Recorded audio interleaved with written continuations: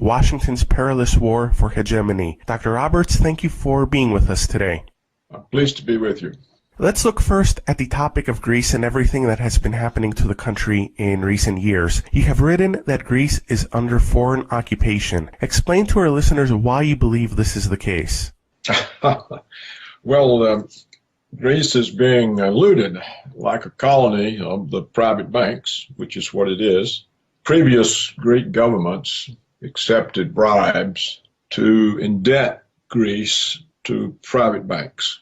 For example, someone would come from Germany and say, oh, let us make you this nice loan so you can buy German submarines. And here's a bag full of money for agreeing. And this is the way much of the Greek debt was built up. Now, normally in the past, when people find they have excessive debt or governments have excessive debt that they can't service, the debt is written down to an amount that can be serviced. For example, when Mexico couldn't pay in the 1980s, the debt was written down. The U.S. government came up with Brady bonds, which was a way of writing down the debt. But now that looting is completely unleashed, the rule is that if the government can't pay, the Greek people have to pay. And the way they have to pay is to accept cuts in their public pensions, cuts in employment, lower wages, cuts in social services, and they have to sell off their municipal water companies, their ports, the state lottery, their protected national islands. And all of this money then is used to pay the private bankers that lent the Greek government's money that did not really benefit the Greek people very much, but benefited the foreign recipients of the loans, such as the purchase of German submarines. So this is a looting process. It's the way that the colonialists looted the colonies in Africa and Asia. And now what we see is the West is looting itself. It looted Ireland. It tried to loot Iceland, but failed. And now it's looted Greece. Italy and Spain are on the list. Portugal has been looted. And this all happens because the people accept it. And even when they protest, they don't go far enough. For example, when the Greek people elected barely by some very small amount, a government that promised to resist this looting, the Greek people didn't give that government enough of a vote that it had any real clout dealing with the European central banks, Germany, and the private banks. Furthermore, the polls showed that the Greek people wanted to remain in the EU and to retain the euro. Well, that then took all negotiating power away from the government they had elected, and so the government was powerless. So we have here a situation where the Greek people don't even understand what they have to do to save themselves and to be independent. They're so brainwashed into accepting EU domination, which means you have no national sovereignty. If you're a member of the EU and you use the euro, you have no national sovereignty. You have no financial independence. Let's tackle these issues. What do you make of the actions of the supposedly left-wing Syriza government in Greece, particularly its actions following the referendum of last July? Well, it's powerless, and it's powerless because of the Greek people. If they had elected that government with, say, 60-70% of the vote, it would have had a lot of clout dealing with Greece's creditors. Or if the people had said right off the bat up front that, look, let's get out of this EU organization, which sets us up to be looted.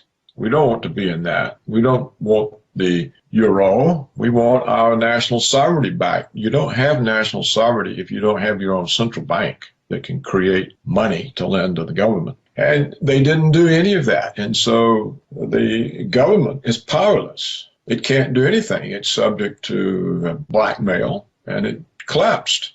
The current Greek government is continuing the actions of its predecessors and moving forward with the wholesale privatization of key public assets, including major airports and harbors. You have written a lot about privatization and how it is used as a strategy to destabilize or weaken countries, as in the case of Russia, for example. How are privatizations used as a weapon, and what is their impact on struggling economies?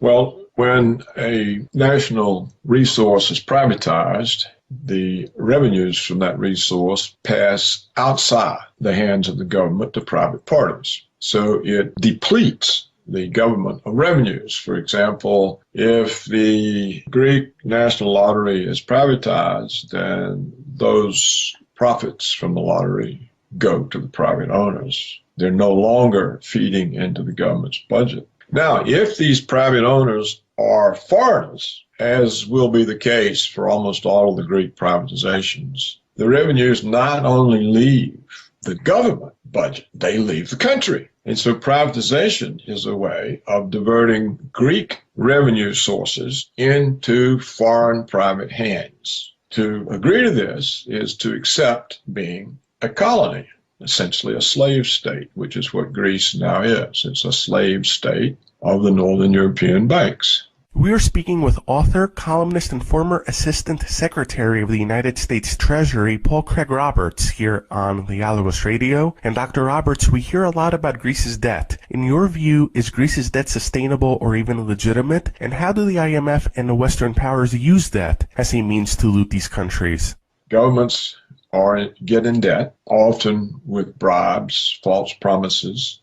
There's a very famous book by John Perkins titled Confessions of an Economic Hitman. And in this book, he describes the process as he was part of it. You take a development plan, for example, to a foreign government and say, look, let us lend you all this money and you can electrify the country. And this electrification will cause so much business activity that the taxes from the profits on this business activity will allow you to pay off the loan and to raise the living standard of the people and the economic development of the country. And these promises are always grossly overstated, and the purpose is to get the government in debt. And so the government falls for the development scheme, contracts the debt, and when the scheme doesn't succeed in servicing the debt, the private banks say, well, look, you owe us this money, you've got to pay it. And the government says, well, we really can't. And so along comes the International Monetary Fund and says to the government, look, we'll protect your credit rating by lending you the money to pay off the private banks. This is often described as aid, but of course it's not aid. It's simply the International Monetary Fund taking over the private debts and leaving the government indebted to the IMF. And then the IMF says, oh, well, now you have to have these austerity programs, such as the ones imposed on Greece, so that you can pay us back. And also, you will have to supplement these austerity programs by selling off your national assets. If it's oil, then it's oil. If it's copper, then it's copper, or whatever the country has passes into foreign hands, and therefore the revenue streams associated with those assets pass to foreigners, and it leaves the country more impoverished. And often they still can't pay the debt. And part of the deal is, well, you have to accept American military bases. You have to vote with us in the UN. All sorts of political conditions are also put on the loan. And all of it is done in the name of protecting the country's credit rating so that it can continue to borrow. Well, of course, it can't borrow anyhow. It's already over its head in debt. And yet government after government continues to fall for this or are bribed into it. And as John Perkins points out in his book, Confessions of an Economic Hitman, if it so happens that a government has a leader that can't be bought off with bribes, Washington overthrows them or assassinates him. And it's entirely possible that the Greek government faced this type of threat.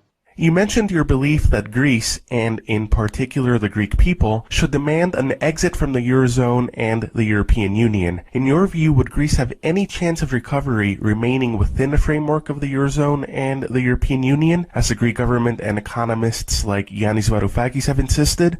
By remaining in the EU and using the euro, there is no prospect whatsoever of Greece recovering. In fact, they have given up so much now they probably could never recover, even if they left the EU. They had an opportunity to leave, and they should have seized it, and the Russians offered to finance them. But either the government had no vision, or was intimidated by threats, or felt that it did not have the public support. So I think now Greece is history. It's a colony of the northern European banks. How could Greece, or for that matter any other Eurozone member, manage an exit from the euro if they finally made the decision to depart? They just have their own currency. Every government that joined the euro gave up their financial sovereignty because they no longer have a central bank that can create money to finance the government. So they became dependent on private banks. These are looting mechanisms. So the minute Greece joined the euro, it gave up its sovereignty. The only way it can get its sovereignty back is to leave the euro and bring back its own currency and use its own central bank to provide the country's money and not rely on German and Dutch banks or on Goldman Sachs. That's the only way you can be an independent sovereign country. There's no such thing as an independent sovereign country that cannot create its own money. We are on the air with author, columnist, and former Assistant Secretary of the United States Treasury, Paul Craig Roberts, here on Dialogos Radio. And Dr. Roberts, moving on beyond the case of Greece, let's look at the tensions between Russia and the United States, as well as U.S. allies such as Turkey. You have predicted that we are heading towards World War III. What do you believe we will see unfold in the Middle East and Russia in the coming year? When the Soviet Union collapsed, the neoconservatives in Washington concluded that history had chosen the United States to exercise hegemony over the world, and that the United States was the indispensable country, the exceptional people, and this placed the United States above the law of other countries and its own law. The conflict with Russia occurred because Putin reestablished the sovereignty of Russia by pursuing an independent foreign policy. The Yeltsin government had been an American puppet state. But when the neoconservatives became so focused in the Middle East, you may remember it was supposed to be a 6-week war, and it's turned out to be a 15-year war that's not over. This distraction allowed Putin to reestablish the independence of Russian foreign policy, to rebuild the country, its military, its economy. And all of a sudden, the neoconservatives in Washington found that Russia was a check on their power. For example, the Obama regime was all set to invade Syria. They had framed up Assad on fake charges that he had used chemical weapons. This was a line, the red line that Obama had drawn, and now we were prepared to attack Syria, and the Russians said no. The Russians also spoiled Washington's plan to attack Iran over the fake issue of nuclear weapons. Again, the Russians said no. So Washington said, okay, we've made a mistake. We've let Russia rise. Our policy called for preventing the rise of any country that could serve as a check on our power. We didn't pay enough attention. Now Russia's there. We got to do something about it. Where can we attack them? The Ukraine. And so Washington engineered a coup in Ukraine. It caused all this kinds of ongoing trouble, but actually were outsmarted by Putin. So the effort of Washington to grab the Russian Black Sea naval base in Crimea was frustrated. And now Ukraine's going down the tubes. The Europeans are not as interested in pursuing this issue. This allowed Putin to go into Syria because the Russians are afraid that if the Islamic State of Iraq and Syria is established, all of this conflict will be exported into Muslim territories of the Russian Federation and will be used to destabilize Russia. So the Russian government made a decision that they would go into Syria, invited, of course, by the government legally, and dispose of ISIS before this Islamic State could be established and start exporting the troubles into Russia. This caught Washington off guard. The government in Washington is now split. Some people are saying, look, we pushed this too far. Others are saying, this is a chance to start a conflict with Russia. Can we just send enough troops there? We can engineer a conflict with the Russian forces and start a war. Well, which group will prevail remains to be seen. I can't predict that. The neoconservatives want war, but the older foreign policy establishment has been somewhat rejuvenated by the massive failures of the neoconservatives. One miscalculation after another, chaos after chaos. We now have chaos in Libya, chaos in Iraq, chaos in Syria, chaos in Yemen and Somalia. This has given influence back to the old foreign policy establishment, which was more cautious than neoconservatives. So now we have a further check on the neoconservatives, and that is in the policy-making councils in Washington itself. How this plays out remains to be seen, because the neoconservatives are very well tied in to the black operations part of the security services. They can cause false flag attacks. They still dominate the American media, indeed the Western media. So I can't predict what the outcome will be. Putin intends the outcome to be the defeat of the Islamic State and stability restored into Syria.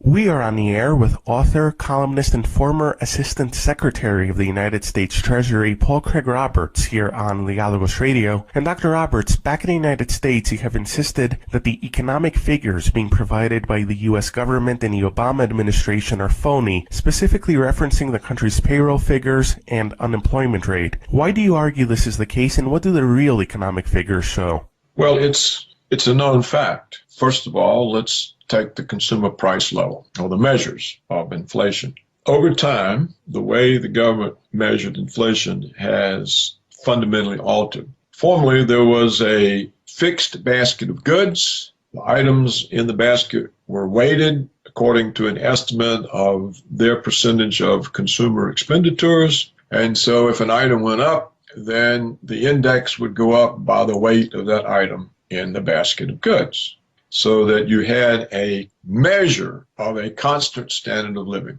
Now, what they did, they introduced what they call the substitution effect. They argued, when the price of something goes up, consumers substitute a less expensive alternative. And so what they started doing when the price of something went up, they just threw it out of the index and stuck something in there that was less expensive.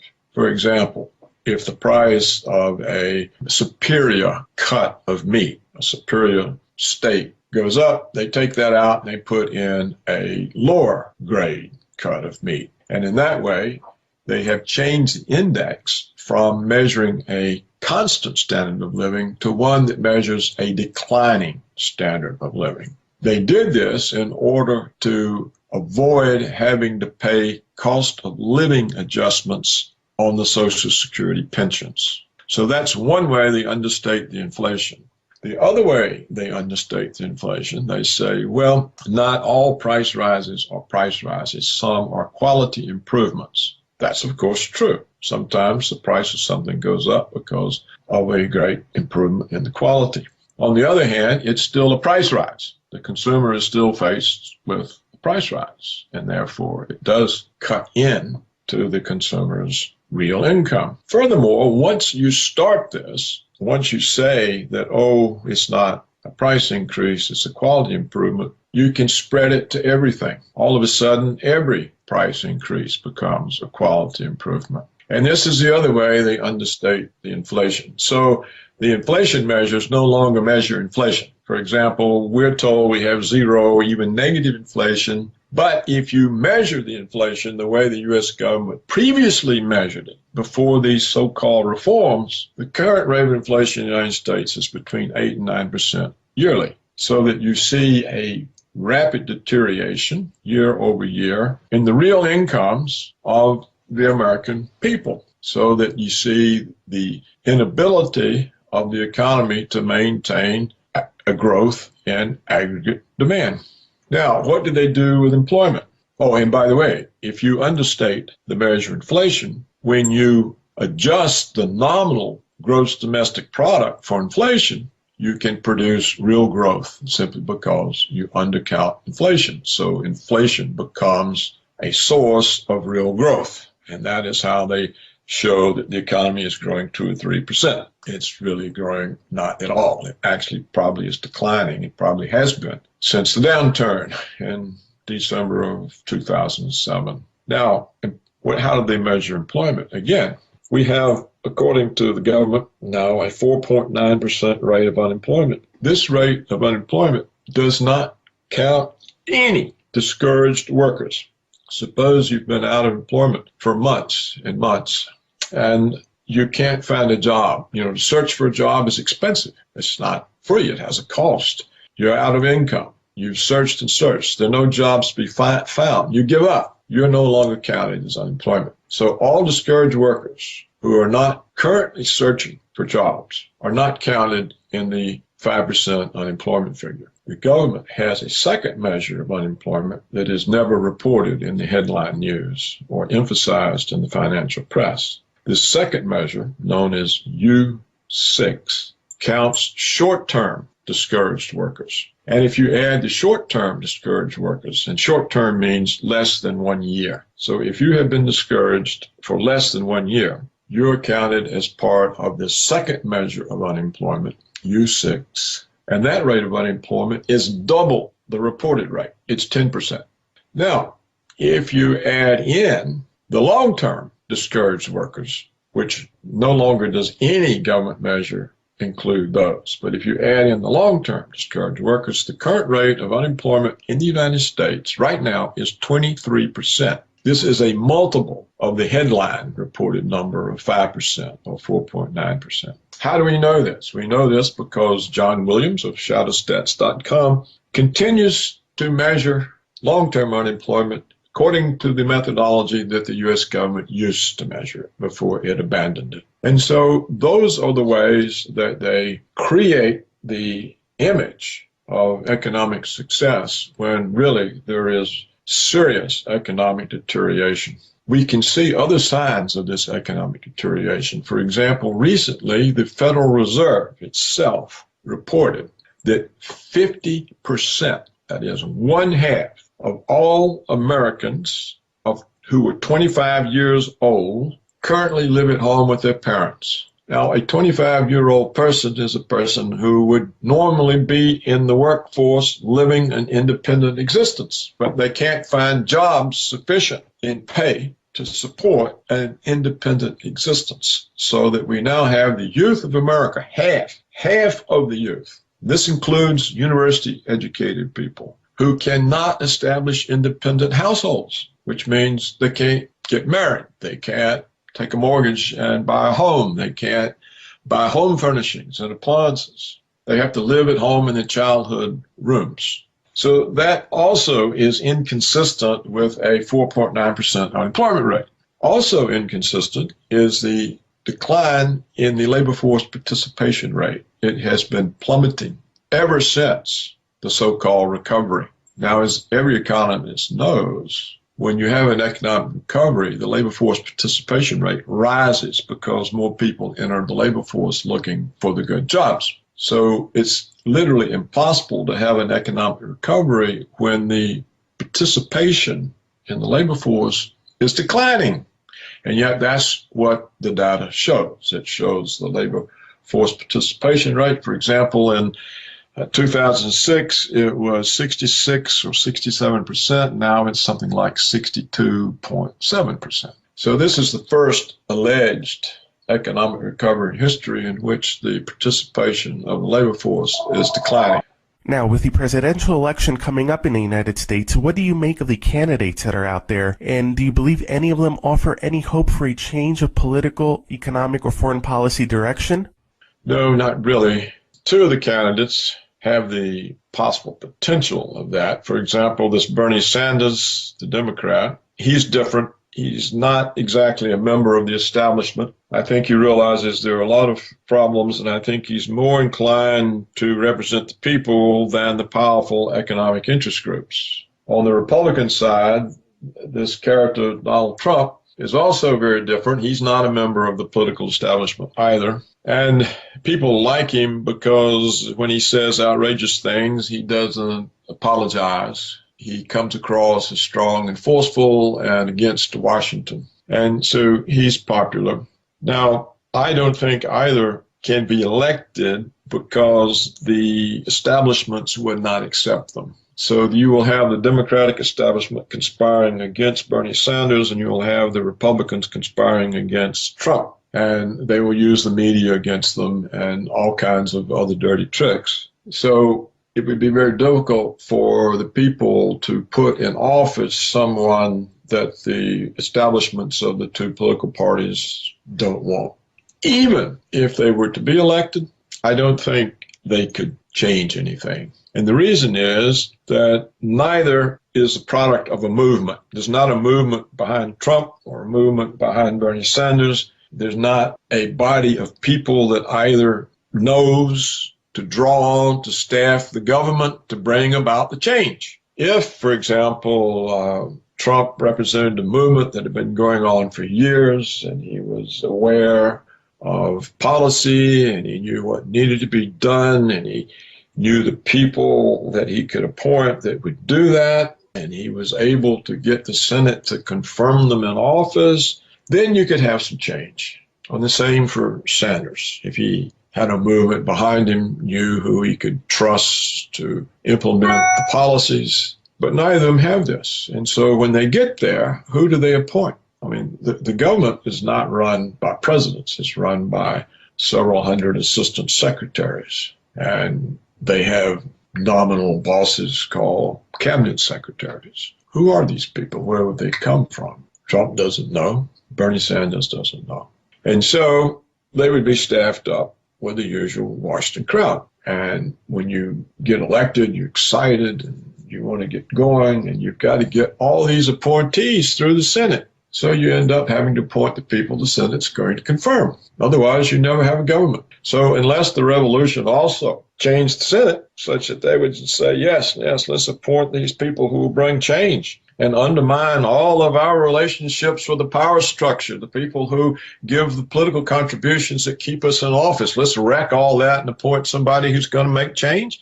That's not going to happen. And so, as far as I'm concerned, it's impossible for democracy in the United States to bring any change because there's really not any democracy. There's an oligarchy. The United States is governed by Wall Street and the big banks, by the military security complex, the Pentagon, the intelligence agencies, the deep state, the black ops part, by the Israel lobby, by the extractive industries, which is oil, timber, mining, and by agribusiness. These are the powerful interest groups that provide the campaign contributions that elect the House, the Senate, and the President. Recently, scholars produced a study in which they concluded that the American people had zero input into the policies of the United States government. And that is actually the fact.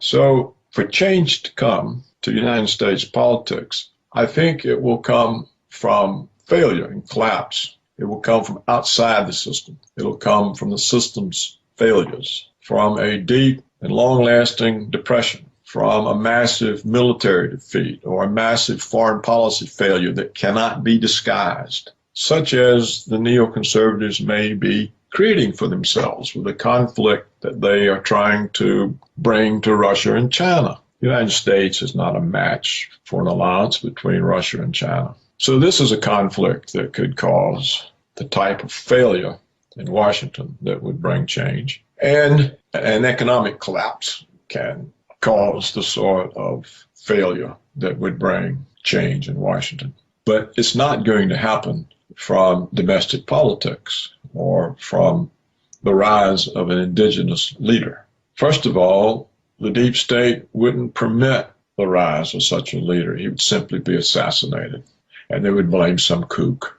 Well, Dr. Roberts, thank you very much for joining us today on the Dialogos Radio and the Dialogos interview series, and for sharing your insights and analysis with us today. Yes, well, thank you for your interest. Referencing the country's payroll figures and unemployment rate, why do you argue this is the case, and what do the real economic figures show? Well, it's a known fact. First of all, let's take the consumer price level, or the measures of inflation. Over time, the way the government measured inflation has fundamentally altered. Formerly, there was a fixed basket of goods. The items in the basket were weighted according to an estimate of their percentage of consumer expenditures. And so if an item went up, then the index would go up by the weight of that item in